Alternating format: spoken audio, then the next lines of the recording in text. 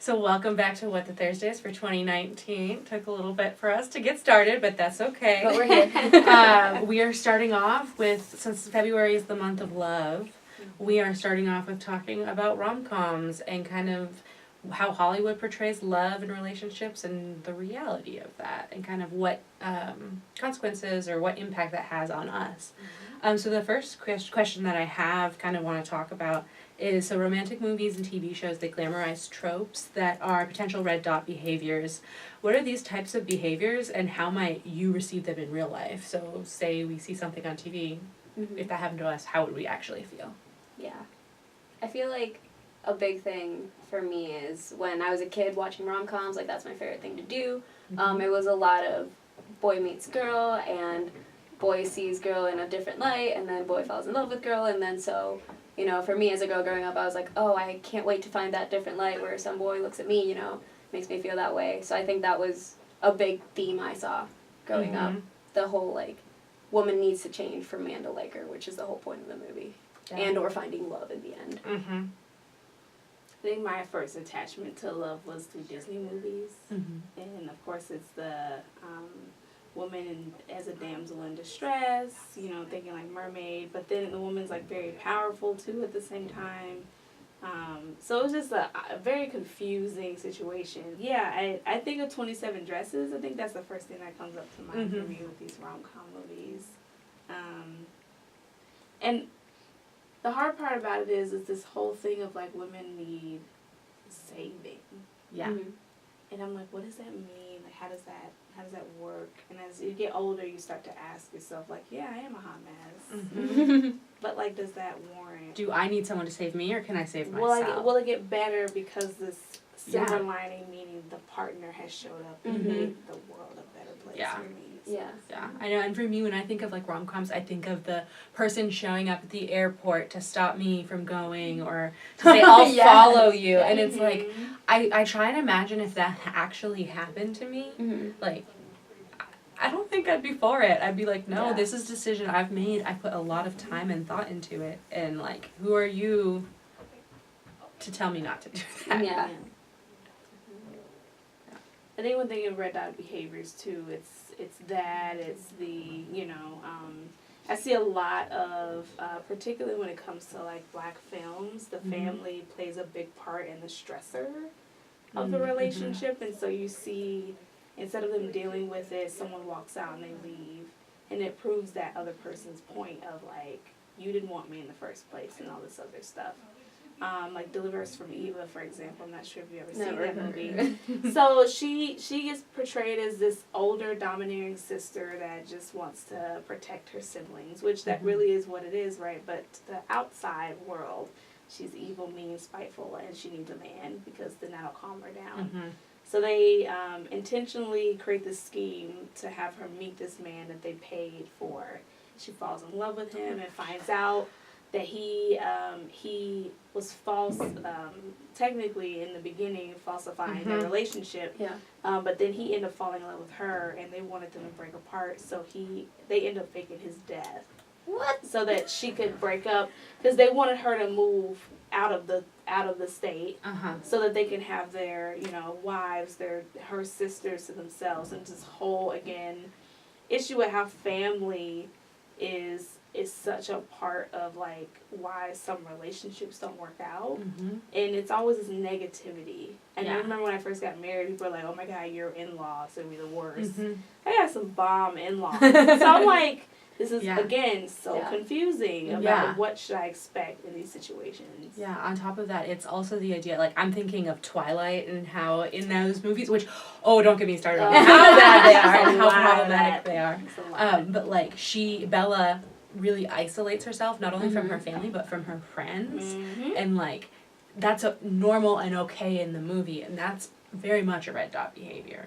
But it's glamorized so much and like it's not the only movie that does that, right? And so it's how red dot behaviors are becoming more and more normalized to us because of what we're exposed to.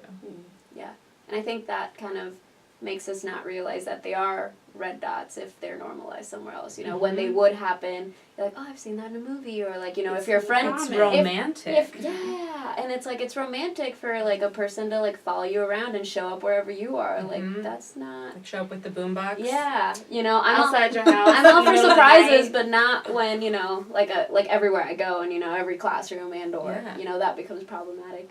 Exactly. Or like 16 Candles, right, where he goes and says, I think he said like he was intimate with her, right, without her permission. I think that's I don't part of that so. movie. I think that's a piece of it. And I'm like, that happens so common, of like people sharing their intimate moments with other people Without talking to the partner and then having to deal with the backlash of that. Like Easy A, right? Yes. Yeah. Yes. That one's a big example of that recently. So it's just a consistent. I love that movie so much. I have but- so many guilty pleasure favorite movies that are so seriously, problematic. Twilight is my guilty pleasure. Yeah. Unfortunately. Yeah. So I guess kind of tangenting off that, do you guys feel like these kind of portrayals set expectations for like how our love life is supposed to be? If we kind of have these like cultural norms of like, oh, if he sets a boombox out for her, that's romantic. You know, like do we all just kind of feed into that because of these movies, or do these movies kind of build on what we already set out? So like chicken before Yeah, the chicken egg. before the egg kind of thing. I would say no. No to they don't set expectations for our So they lives. don't set expectations, because in reality, your first understanding of relationships is your household, right? The people you are raised by. I think this is secondary, and I think we blame the media for a lot of things. Some of it being true, right? Like if you have if this person's like overly watching these things and then they never ever see an experience happen in real life, then I think that would set a standard for them. But I think commonly with people, when I ask them, like, what is your first understanding of relationship, whether it's intimate, friendship, it always says, oh, my friends at school, my parents, my guardian, my aunt. Like, it's always people who are close to them that are first. I think these are secondary. I think what it does is make us feel so gooey that we want that, but we don't know what it takes to get something like that. Yeah. I think that's what it is that it skates past all of the drama that actually does happen in real life with relationships. Yeah. And it says, oh, you hop from this to the other. Because you have to condense something like that in an hour and a half. You gotta get rid of the mess. You gotta get rid of the mess. Yeah. You know, because if somebody does show up, you know, to an airport and tries to get me to not get on the plane, a lot has led up to that, technically speaking, before that happens. So while we're looking at it, it looks so problematic. But that could happen, especially in long-distance relationships. Wanting to break up, and what do you do? It's just a complicated thing. So I don't know. I feel like these things could be secondary for how we view what we want to happen, but in reality, it may not happen that way. I think it has the potential to set expectations. So like the idea of like, oh, all these characters in these movies are like around 24, 25, and they're like in these serious relationships. I haven't had a serious relationship since high school, and that really, when I think back on it, wasn't that serious. Yeah. And so I think for me, it's when I'm comparing myself, I know it's not realistic, I know it's not reality, but it's still like, well, that's the stories I keep hearing, not the stories of my friends that I keep hearing, but like, it just feels like, and right now on my Facebook, everyone's getting engaged. Everyone's having babies. Everybody's having babies. I think that just shows your age. Yes. I think that's what's really what it happening. is. The older you get, the more you're like, The oh, more. people have families. Like, this is weird. Yeah. But I think it's this idea that like, I know that it's Hollywood, and it's like, oh, that's also Hollywood, but it's also like, well, I want my life to be nice too. So how do I get that? And that's the how is not ever explained, and you were kind of talking about that as well. And that, like, how do you get that, and the drama as well kind of plays into, like, what actually it takes to have, like, a good, loving relationship. It's not, at least as I've grown, I found out that it's not somebody calling me pretty or, like, taking me to the sunset and being like, you're as pretty as the sunset, you know? It's somebody who pushes you towards your goals, who supports you, who helps your growth, who, like, shares your same values, who, you know, actually is, like, a person who, like, a support system, you know, and a loving support system at that, not just, you know, all these, like, kind of nice things that are nice to come along with, but aren't the main driver of a good relationship. I think another piece that, like, sometimes we often see in movies is this idea of the woman having to change the man, or the man having to change the woman. Yeah. That, I do think, is a very dangerous expectation that's set, because to be in a healthy, I don't think, I want to be with someone who accepts me for who I am. Mm-hmm. And I can find someone who accepts me for who I am, and so I think it's communicated so often that we have to change people, and if you go into a relationship thinking you have to change someone, that's not gonna work. Yeah. And that's the other thing too. Why do people stay so long, right? It's because Uh-huh. they've invested, right? I always say like, yeah, like you need to call me Mrs. because it took me 4 years of a relationship to get that. I earned that first title, right? Yeah. Or people like, I was watching something earlier today and it was like they've been engaged for 8 years, like. That's a long time to be committed to someone. Like, what does it mean to start over? I think also, too, society makes us as women feel like we need to be family-oriented. But I think we are going against the grain of that. Mm-hmm. And I think society doesn't know what to do with us. Because, like, the thing is, I feel like I always get these messages of, like, we won't have enough people to turn over the amount of people that are going to die within the next 20 years. And I'm like, what does that have to do with me? Anyway. Population growth is a thing. Wait a minute. Right. And so they're like, the population's gonna have a downturn. And I'm like, so that's great, because you all have nowhere to put us anyway if we overpopulate it, right? Like, I'm just like, it's trying to scare us to make us continue with this life that is fictitious. It's not real. Like, the love is real. And you mentioned, like, someone supporting you. I think the next thing of that is to think about, like, why do we feel our partners have to support us in just one way? Mm-hmm. Again, you never know until you enter a relationship that's healthy and that is growing, because then you're growing as an individual, and you're going to want something completely different within 5 years, 10 years of your relationship. You're going to change. Things won't matter anymore. And I think sometimes people are like, oh, I'm so anxious and I want things to change and I want things to be different and they need to do this and that. But I'm like, half the time, I'm like, well, is that what I really want? And where did I get that from? Maybe a movie. Maybe my parents and their dynamic. Maybe just talking with people and learning about their own relationships and what they like and what they don't like. So I don't know where I was going with that, but I feel like it's just a lot to relationships that, again, as a married woman, I'm learning is very different than being single and dating. Yeah. For sure. So. Oh, right. We are at different levels Yeah, of dating. we're all at a different realizing place. that, Yeah. It's It's different. interesting, because then we all have different takes Perspectives, and perspectives. Yeah. And don't hop over here until you're ready. That's what I tell people. Yeah. Take your time. So the next question talks about a movie we were watching, Ingrid Goes West. So when thinking of shows and movies that center around stalking, with stalking behaviors often being portrayed as a mentally unstable type of person, do you think this is accurate? How can we switch the dialogue around stalking? So first, like, this idea of mental instability, what are your thoughts of that being a portrayal? Yeah. I think, so I watched the movie Ingrid Goes West, and I really enjoyed it. But at times I felt very frustrated because it was the correlation between her being mentally unstable being the cause of her stalking behaviors.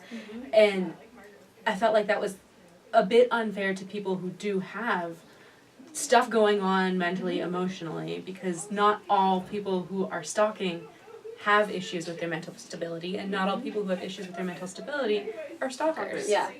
And so I feel like so often it's great to have the conversation about stalking behaviors and have the conversation about, hey, this is a red dot behavior, this is risky, but then sweeping it under the rug of mental health is something that I think is dangerous. I think kind of along the same lines of that, I just thought it was something that would, I guess, portraying her as mentally unstable and that being the cause of her stalking is just kind of like, not seeing as for what it is. And, I think the movie's trying to portray, like, the social media part of it, of, like, kind of go, like, you think, like, it's driving you kind of, like, towards that road of, like, being unstable because you're so focused on it, and the obsession is, I think, what they were trying to focus on, but I think that kind of missed the mark at that point of, like, one doesn't actually, correlation doesn't mean causation. I think the other part to what makes it hard for that is we don't really get the ability to dive into how she used that to cope with loss. Yeah. Because she lost her mother. Yeah, her mom died. And so with that, like, assuming that, that's a cause, right? It kind of is, because she experienced the loss and now she's looking for something else to cling on to. And then I guess she then thought, like, thousands of people I can cling on to now, because again, social media is there for a reason. We love likes, we love people watching our stuff, we love people, you know, following us in a different way, right? And I would make the argument that social media is stalking. Like, if I'm always liking and following, and I feel like that is kind of but again, it's a different form. Yes. And so all of these things are different forms of stalking. Yeah. But it is very disheartening to see that being used as a reason for that behavior. But I think that's the other thing that the characters outside of her did not know or realize. I think it would have been a completely different situation if they knew why she was there. Yeah. I don't think it would have escalated that far. But again, you're not going to know. They didn't have a prior relationship. They didn't check in or do anything like that. Yeah, definitely. And when you're being stalked, like, you're just more It's worried scary. about your safety. Yeah. You're not considering, that person may have had a mental break because of X, Y, and Z. Yeah. And I think another piece with social media predisposing us to stalking, like, it definitely normalizes. I mean, I can't count the times when I was in high school or I don't know, I try to work this lexicon out of my words now, but like talking about Facebook stalking, like, I'm going to go Facebook stalk them. Like, I'm going to go look at the back of their profile and see how they've grown since high school. Like, that's creepy. Like, and like super a creepy. picture from like 2006. Yeah. They say that is like a sign someone's stalking you. If they're liking pictures that far back, it's like a sign. Yeah, it's an unsolicited, it's like, I don't have control over how far back you look at my pictures, but that's an unsolicited thing. Maybe I don't want you to, right? And so I think it's very interesting, and you can make it so when certain people post, you get a notification. Yeah. Like, there's a lot, it really puts the tools out there for us to take on these behaviors without understanding I was going to say, impact. the Netflix series, one of the episodes, or I guess one of the trailer parts, it says, like, he's looking at her profile and, like, the images pop up in front of his face and it says, all of your profiles are public. You want me to see you. And, like, I just thought of that. Because, like, he's obviously, like, portrayed as, like, this kind of, I think he kills people, pretty sure. Yes. But, like, he is looking at her and he's saying these things as, like, I can see so much of your life and know so much from this just because you made it public. Like, you want people to see you, and, like, I was like, But that may not have been her intent in the beginning. Like, people make the decision to make something public or private without realizing what implication that may have for someone else. Yeah. And it's like, do we blame them and say, hey, you need to make your stuff private? But if someone wants to see your stuff, they will see your stuff. Yeah. It doesn't matter how hard you try. Like, I know they sell these things now that can go over your phone, your camera, your camera to kind of protect. Yeah. Or the recent thing with Apple where even if someone doesn't pick up that, I can still I don't know hear their what this is. conversation. Okay. What are you talking about? Okay, so there's this new bug in the code for one of the most recent Apple updates, like operating system. It's that if you have like the code, you can text that to someone, call them, and then hang up, but it still opens up like the camera or and the audio. It's big. The big issue is it's the audio. Yeah. Can you imagine talking crap? Because Because like I don't answer my phone. I'm like, who's calling me? I want to talk to them, and they could hear me say that. Now, thankfully, I have Samsung. I don't have to worry about it. I didn't know that. People. But I think with the switch in the dialogue, right? I need to be careful with the idea of like, hey, as a victim, you should be empathetic, because sometimes it might be a situation, similar to Angry Goes West, right? Someone having this obsessive attachment to someone and needing to find a friend. I would blame the people around them just as much, because they're seeing this happen. Now, no one can ever say, because news people find people all the time that was like, they were a little off, or, they said something, and I really didn't piece it together. Now, societally, we don't always realize, like, they're talking about this thing. And so I think to open the dialogue, having more discussion about, like, what will be stalking for us. Because I think your sense of stalking, of someone, invading your privacy may be different from mine. Yeah. There's the political, the the one that is like standard for if I get Mhm. arrested. The legal one. Yeah. But then there's one for me that would cause me to then call the police. Yeah. Right. Because I've been stalked about 3 separate times in my life. Yeah. Yeah. So the first one was high school. I befriended a young man in my science class because no one wanted to be partners with him for our project. And so I was dating someone at the time, and he just became attached to me. He would follow my bus to my home and just wait outside across the street. This would happen every other day. But I didn't really realize what was happening. So my cousin was like, hey, that kid is always outside. Do you think he lives around here? And I'm like, he couldn't because he's not on my bus and he's taking his bike. And then I got stalked again later in high school in a different state. And then I got stalked, which started off romantic. A young man at college, he worked at the dining hall, and he would write me notes in his language. He's not from the United States, and I thought it was romantic because I didn't know what it meant, and he would like say really nice things to me, and all of a sudden I was sitting in our lounge and had this big window that you could see out to the courtyard, and he would just sit there, and my back would be turned to the window, and then people would look around and like, hey, that guy is always sitting there. I wonder what's going on. I'm like, oh my God, this happened before. So, and again, it's always because I'm smiling at them. So now I don't even look at people. I don't smile at them if I don't know them, because it's just like this is this reoccurring thing of like what I'm doing, how I'm existing is inviting something like that in. Because it's a reality for people, and it's scary. Now, granted, I was able to successfully tell them all to leave me alone. It took a while, but again, they got the point. Wow. And one of the kids, the first kid, he got kicked out of school because he wasn't willing to do that. Stop. So the reality of it is, like, as a survivor of this, right, if it's something so small, then speaking up, letting someone know, holding them accountable as much as you can, but sometimes it's so severe that you can't do anything. And so friends need to be more alert, because it is a shaming experience of like someone, even especially if they ain't cute, right? Like you're like, oh my God, this not cute person is like following me around. It's weird. I may not feel unsafe completely, but I know that I'm having to watch my surroundings. You're on guard.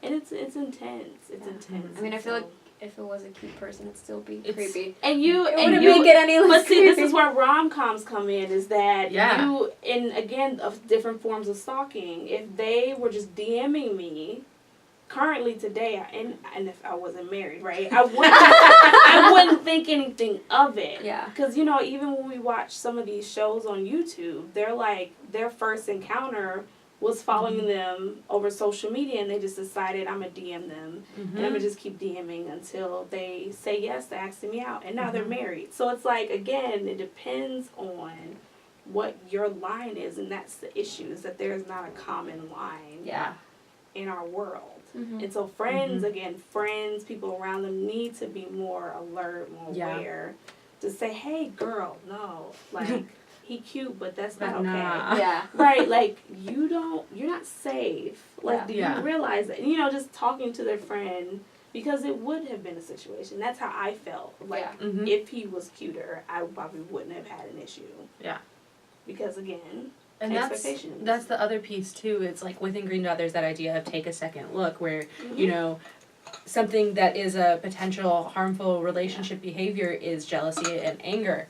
Something that is natural in a relationship is jealousy and anger, but it's how you communicate about it. And so it's that same thing of like, hey, I just want to check in with you. I've noticed this person around. That's something you're okay with? Like, that kind of thing. I think for the opposite side of the person doing the stalking, right? Like, there are things that you would know if that person wanted to be with you or not. And rationalizing it. So this is where the mental health thing comes in. Are you able to rationalize this person is not receptive to your advances? And not assuming, because they're laughing, they're smiling, they're not telling me no or stop, that means that I can keep going. But yeah, it depends. So So last question, what are ways we can talk about unrealistic expectations of Hollywood media that sets us for better relationships, right? So what are your thoughts? First of all, this that we're doing right now. Yeah, as well. Just bringing it up this first time. I guess it could be like talking about it. Like, I know that like maybe if watching a rom-com with my girlfriends, you know, like being like, oh, that's never happened to me before, or I'm glad that's never happened to me before, or I would not like, or being like, hey guys, if somebody ever does that to me, tell me, or hey, let's laugh about how I really don't want this to happen to me. Watch my back, kind of thing. Right. You know, or have you ever had this happen to any of you, kind of thing. Like bringing that up since it is in the movie, you know, then that's kind of a segue. Yeah. And not to interrogate, but just to be like, hey, you have the floor now, like, have this ever happened to you, just to know. Yeah, it's an easy way to check in. Yeah. I know, like, I love watching movies with my friends, and I love making fun of movies as I watch them with my friends. And so it's a low-risk way to have conversation about what could be potentially dangerous for someone. I would say so. I would agree. Yeah. The dialogue amongst your friends and your family when you're watching movies is super helpful to like help them learn what they're processing. Especially if you are aware it's a problem, and you being more open to taking the time to ask questions, like what do you feel? And I would say start early, right? So if you have little cousins or nieces and nephews, like, you know, telling them your body is your body and no one else can touch it, and kind of just teaching them about their personal space. And regardless of how that person's violating them, right? They know that this is still my aunt, my uncle, whomever told me 10 feet, right? And you can't come within 10 feet of me because that's just where I'm at until I know you better. I think another piece of that, too, is, like, when you are watching Disney movies, when you kids watch, because I remember when I was a kid, we watched Disney movies, and my mom would say, okay, what did you think about that? Like, I weren't the parents there, like, we had conversations about how, like, there are very few Disney princesses who have parents that are still alive, or multiple parents that are still alive, and kind of, like, having conversations about that, having conversations about did she need to end up with the guy at the end? Is that necessary to her happiness? And so those kind of asking those questions and helping kids process what's normal, what's not normal, what would work for them and what doesn't, you know? And I feel like we're making a shift with cartoons, because have you all seen Wreck-It Ralph Breaks the Internet? I haven't seen the second one. I saw the first one. So there's a part in the movie where, you know, the two main characters, the young lady from the race game. Penelope, like they're best friends. Vanellope, it's Vanellope. Yeah. So he becomes so obsessive with her that he causes her to it just ruins something else that she's trying to build. So she meets someone else and she wants to build a relationship with him too. And he took it personal, so he went and sabotaged something important to her. And you see in that moment that she holds him accountable. And again, we don't see that. Does like, she like prior. bring it up? Yeah, she tells them that's not okay. Like she says those words, and I was just like, yes. Good job, Penelope. Tell him instead of the walking away, like, how could you do this to me? And oh my God, I thought you loved me. It was like, no. We are still friends, and you crossed the boundary, and that's what that's about. Of like, especially if the person is closer to you, because again, you could have a best friend that's stalking you, and you don't even know. Yeah. Example, you right? You on YouTube? Netflix. No, you like on Netflix the series, right? He was so close to her, and she invited him in. You could easily have someone close to you that's stalking you.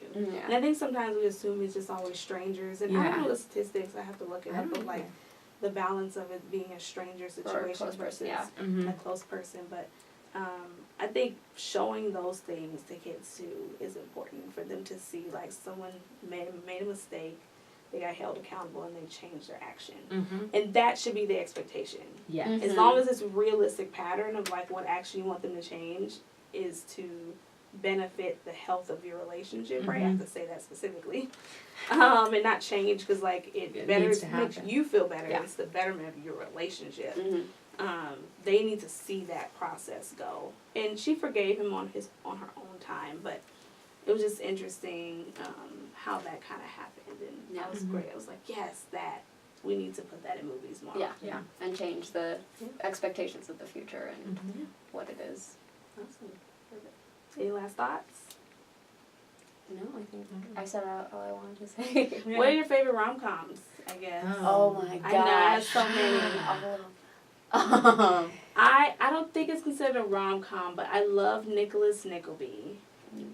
It's would we call it indie film? Like that's like my favorite movie in general. Sounds like one. 12 Angry Men is my favorite movie. I love 12 Angry Men. See, this is why we're here. Yeah. But like Nicholas Nickleby is Yeah. similar somewhat. It's a young man who is trying to help his family because they lost their parents, and he's trying to help build up status. It takes place in like the 1800s, 1900s. Really? Like it's like a similar to what's the movie where there's like a ton of sisters and Jane Austen. So similar to Jane Austen That's not the movies. movie. What, Pride and Prejudice. That's So what it's it is. similar to Pride and Prejudice, but it's more thinking about the young man's perspective. Okay. So, but I like how strong he is and how he wants to court that woman. I loved how that happened. And so that was like, when I saw that, I'm like, that's what I want. I'm gonna have to look that up. Packaged together. It's so I good. love on Netflix watching A Leap Year with Amy Adams. It is so good. It's like my feel-good movie of like whenever I just like want something that's like so sweet. Cause like I love the idea that like she has this like boyfriend who doesn't like appreciate her at all. Is just always busy and buying her nice things, and then she just meets this guy and like just gets to know him, you know. And she's completely flustered with him the entire movie. Yeah. But like at the end she's like, oh, he's a good guy, you know. And she like leaves everything. Like when she pulls the fire alarm, that's like one of my favorite scenes ever, where she's just like standing there and it gives me goosebumps. But yeah, that's a feel-good movie of mine that's a rom-com, and I love it. I think my favorite rom-com is The Holiday with Cameron Yeah. Diaz. And Really? Oh, Queen is it?